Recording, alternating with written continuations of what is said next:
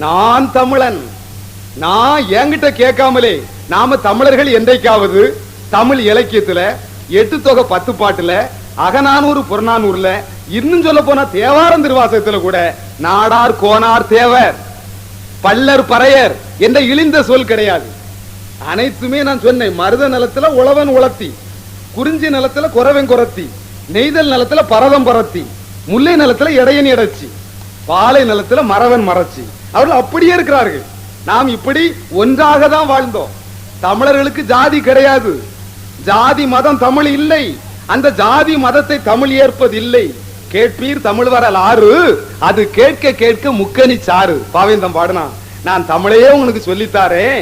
ஜாதி ஜாதி என்ற சொல் 8 தொகையில 10 பாட்டுல எங்கும் இல்லை.